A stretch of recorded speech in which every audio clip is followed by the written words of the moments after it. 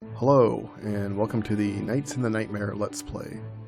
This is video 31, covering scene 26. Last time, we fought and killed Leonil, who was one of Cardinal Capehorn's top generals. Afterwards, we pressed further into the castle and ran into some more monsters who were blocking our path. So let's take care of them. Okay, here's the field, quite cluttered. We have quite a lot of objects on the field and quite a lot of monsters. Of course, on top of that, we have knights. Here's Rudolph the Lance Knight. We have his key item, so he will be joining us. Up in the corner here is Bordeaux the Archer. It's kind of hard to see, but we do have his key item as well. In the corner on the opposite side, we have an empty spot for any knight we want to put in there. That's always nice. As far as objects are concerned, we have a croc here. Of course, the crocs are considered containers, so we have to be careful that we don't damage them too much, or else they'll refuse to open. Another croc there, and then of course my favorite, gargoyle statues here and here. So they will be firing upon us. And as we saw the last time we faced off with them, they take quite a beating before we can destroy them. Let's load up some key items to get our knights recruited.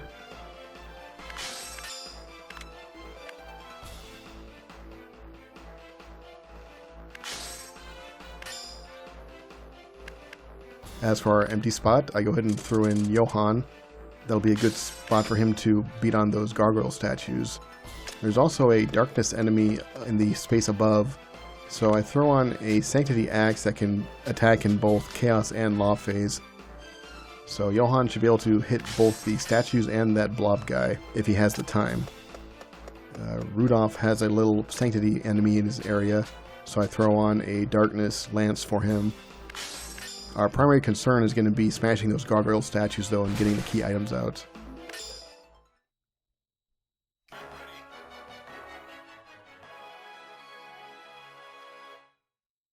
Engage!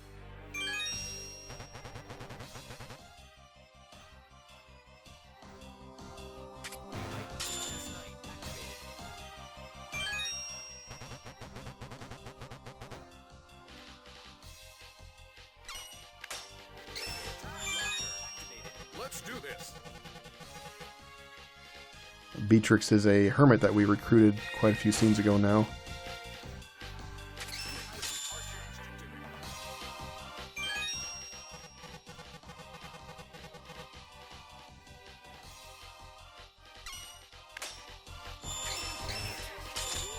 Okay, let's get to work on these friggin' statues.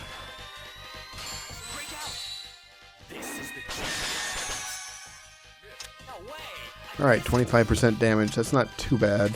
Hopefully 3 more attacks will break them.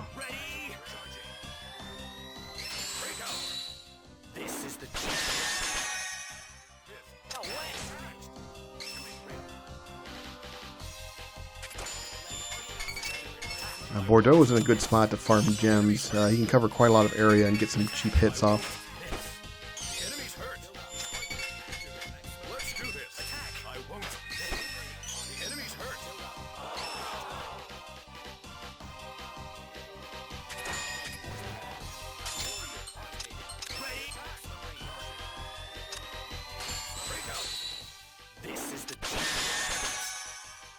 Alright, we're getting there.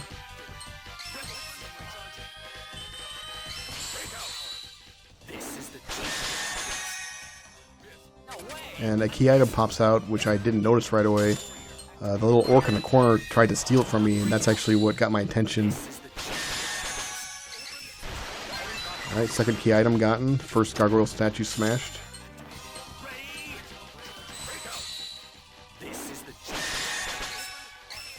And there goes the second one, so good riddance. They'll be off the screen for a while now. And with 5 seconds left in the round, I decided the best use of my time would be farm gems with Bordeaux.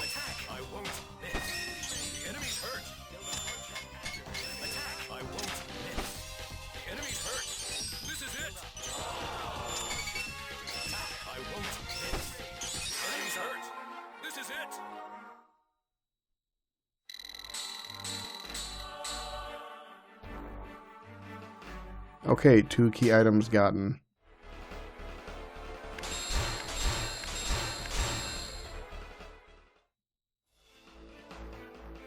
with our 2 knights recruited, I can pull them out and do what I please with the spaces.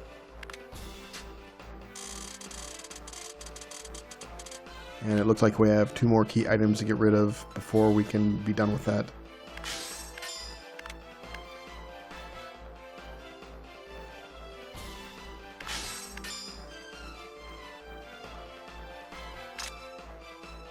Out goes Johann, and in goes Hilgard, our duelist. She's going to make a hop up ahead to get into position.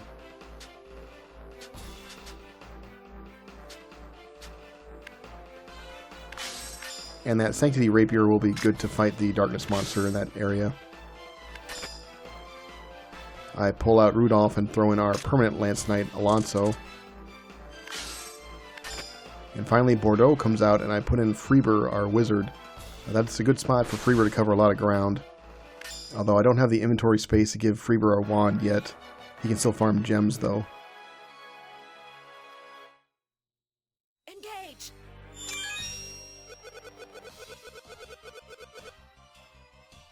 So Merrick is referring to that little kid we saw a couple scenes ago.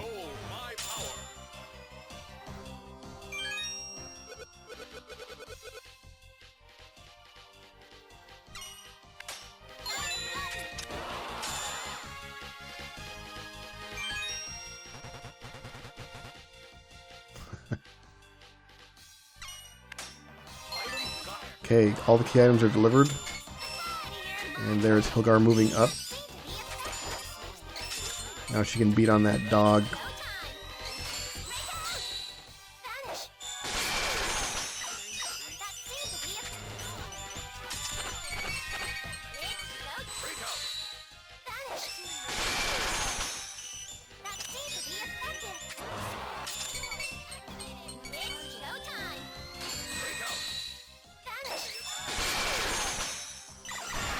Alright, good job.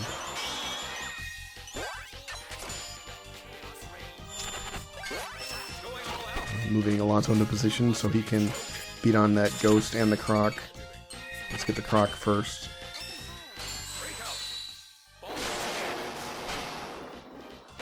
And croc opens after 1 attack, which kind of surprised me. It's kind of nice.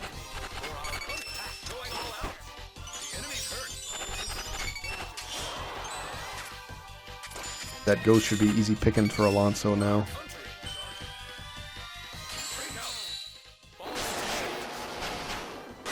And down it goes.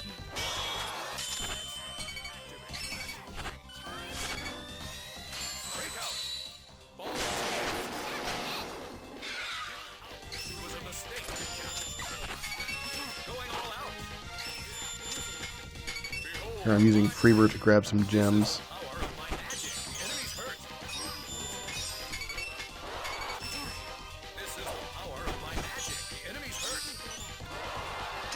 We have 9 magic points, that's our max.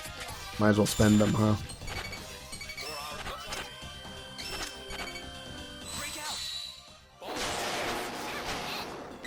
And Alonso was not able to kill that blob, but he severely wounded it. That blob's gonna be walking funny now.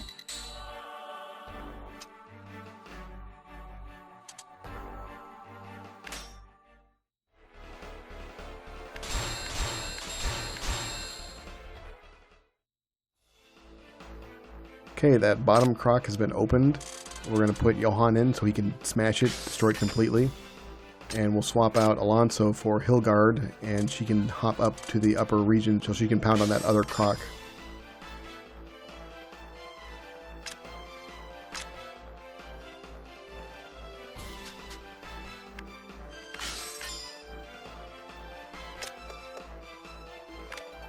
Now we also have inventory space for Freeber, so I throw on a neutral wand for him. He'll be able to cover a lot of ground in Chaos Phase. There, look at that. Not bad.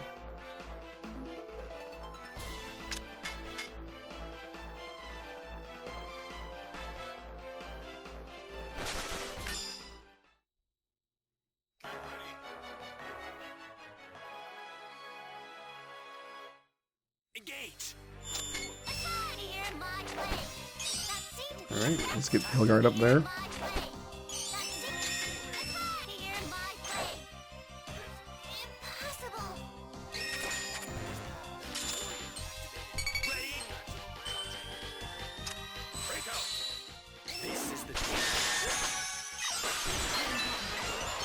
Okay, the croc is destroyed, so we can start working on the other one. Unfortunately, you can see me fumble quite a bit when I'm trying to grab equipment in this stage. There's a lot of knights in that corner, and so I try to avoid touching them and end up touching the wrong weapon. Or else I'll grab the weapon I want and bring it down, but brush past a second weapon that I don't want, and of course the wisp will pick up the second one. It gets to be quite cumbersome, so it's pretty problematic when there's a lot of stuff going on in that upper right corner. I shall smite thee. Freeber with an easy kill on that knight. Good job. Behold my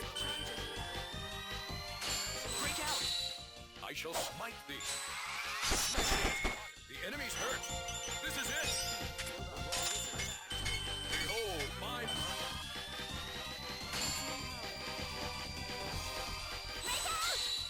I shall smite thee. The enemy's hurt.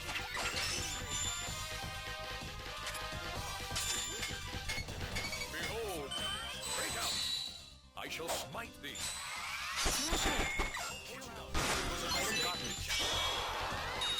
With that, there's really nothing left to do. That skeleton in the corner is just going to be too much of a trouble to kill. So I'll go ahead and end the round.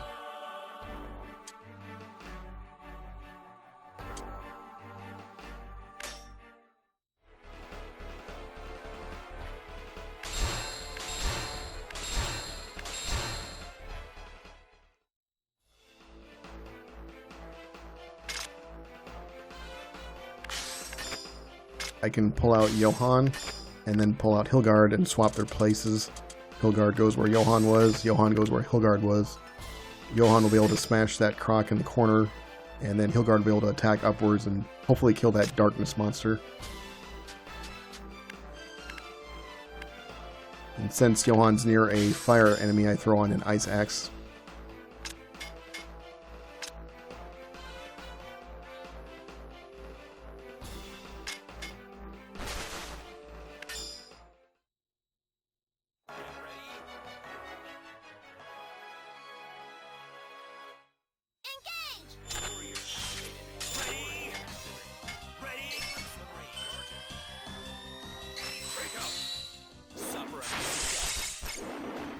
Okay, the croc is in fragile status, so Johann can destroy it now.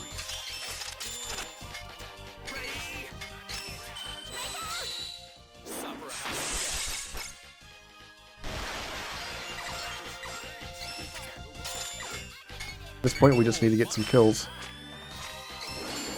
So I put Freeber on hold there, because I want to get 200% damage on that ogre, but it had wandered out of range, and something bad happens. I go ahead and hit with Hilgard, and then I go to grab another weapon, and I brush past Freeber without realizing it and canceled his attack. So now Freeber's back to the idle status. He doesn't have his attack stored anymore.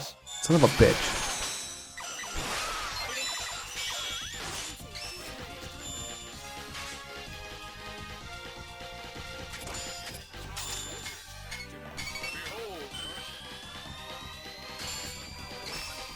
So now, as a matter of pride, I have to kill that ogre.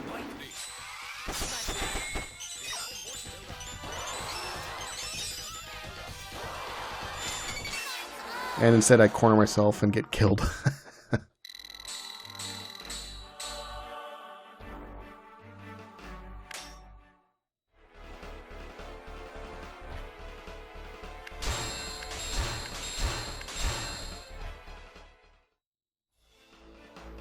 Our friends, the statues, have respawned. However, they don't have any key items, only weapons inside.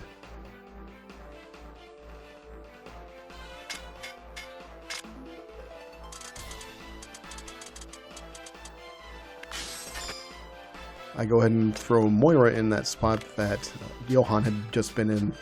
She'll be able to reach that ogre in the bottom corner pretty easily in Chaos phase.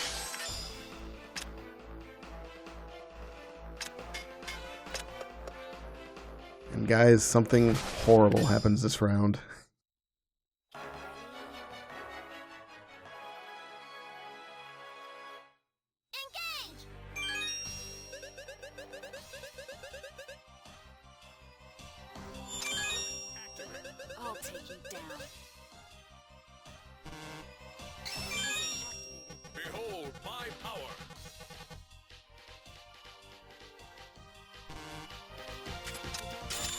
Alright, I grab Moira's dagger and start charging it up to kill that ogre.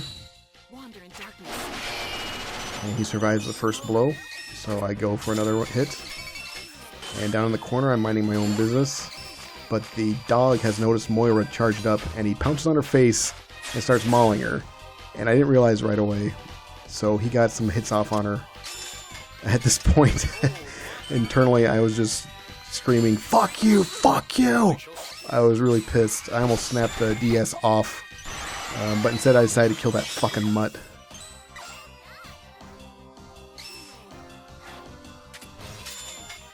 I'll take charge.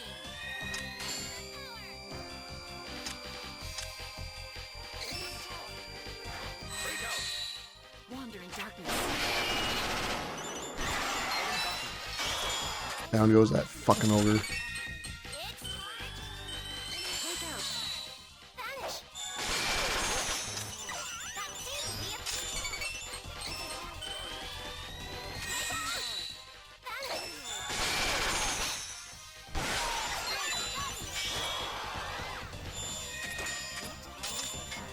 Behold my... Break out. I shall smite thee. Smash it. Enemies hurt. And unfortunately, Freeber didn't do very much damage to that ghost. So I decided it's really not worth trying to kill him. Time's up.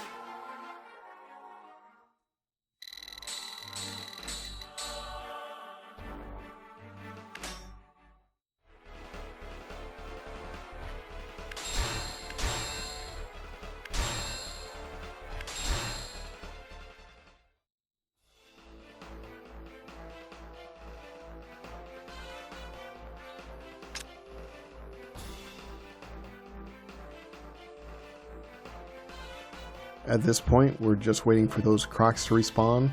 In the meantime, we can of course get whatever kills we can, as long as we don't end the game. Engage. I'll take charge. Break out. Wander in darkness. Follow my lead. Oh, that little orc guy's hanging on by a thread.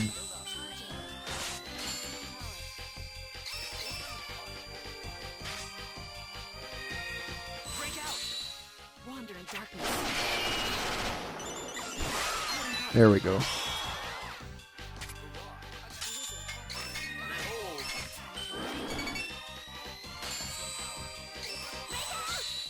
I shall smite thee.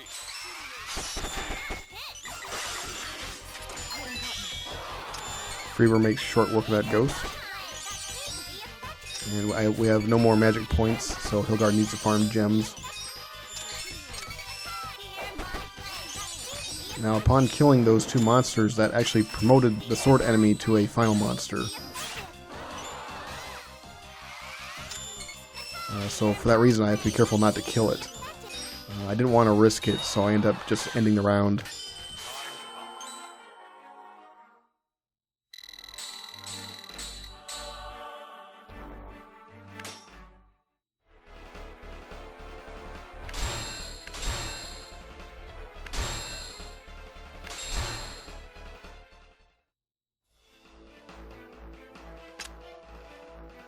Okay, the croc has respawned, but it only has a weapon inside, so no key item in there to worry about.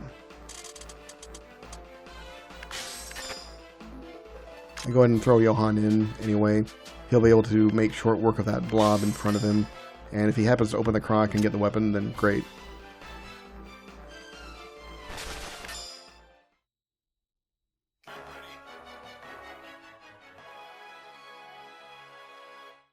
Engage.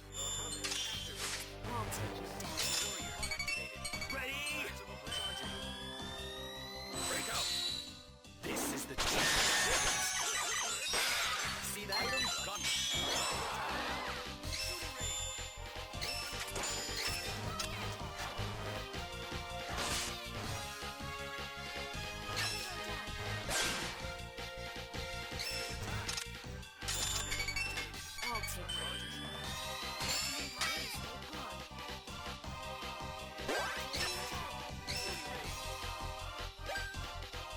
And a lot of stuff on the screen right now. Now's the There I have a good shot of the skeleton and that red flying eyeball guy, but I don't take it.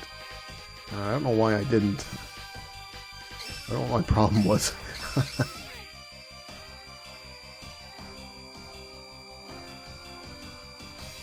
There, go now, do it. Hit now. wander in darkness. Okay. Follow my lead.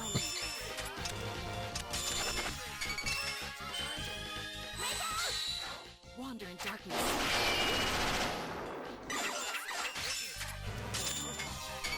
I'll take it. Break out. Wander in darkness.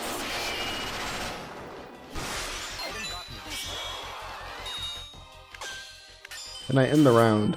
I think I was worried about killing too many monsters and making it difficult to keep the game going if there's too many final monsters running around.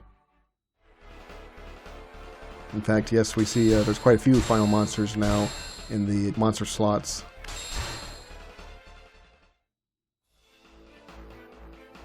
And the final croc has respawned with only a weapon inside.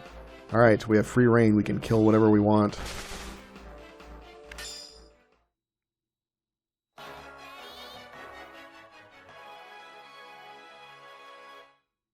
Engage! Ready? Break out! This is the Johan managed to open that croc and got the green sword out of it.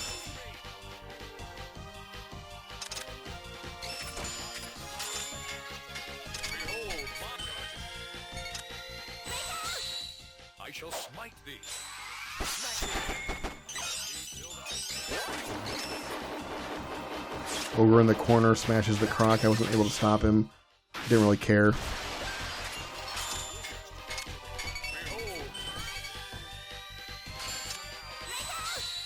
I shall smite thee.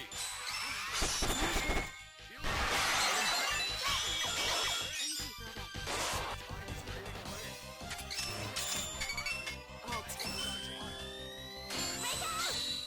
Wander in darkness. Follow my lead. We'll obliterate them. I'll take you down. Break out. Wander in darkness. As I expected. Alright, we killed everyone.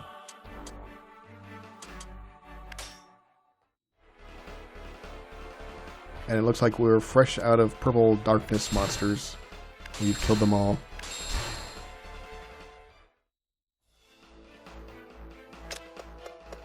The witch looks like she's going to be an easy kill for Moira. However, Moira's dagger did expire from the duration being exhausted. So I throw another dagger on for Moira. There I go.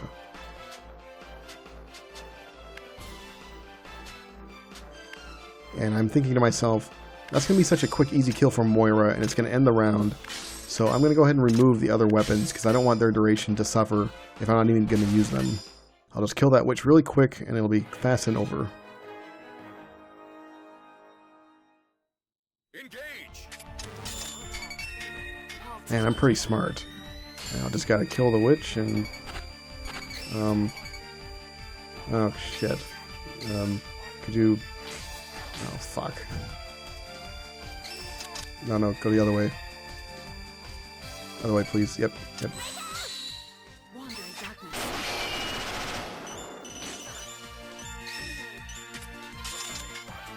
I'll take it. Okay, just go back to where you started, please. There we go. Alright, yep, a little further. Wander in darkness. Follow my lead. I'll take it. No, don't come back up towards me. No, go back down. No. Follow my lead. Shit. Watch that heart on the screen. It touches Moira and freezes her and turns her into a night monster. So I've got to free her now. Oh, this is all going wrong. Moira's free. Oh, come on, witch. Just go to where I can hit you. Yes, keep going. Wander in darkness. Jeez. There. Wander in darkness. Oh my god. Okay, just stay put. Just stay put.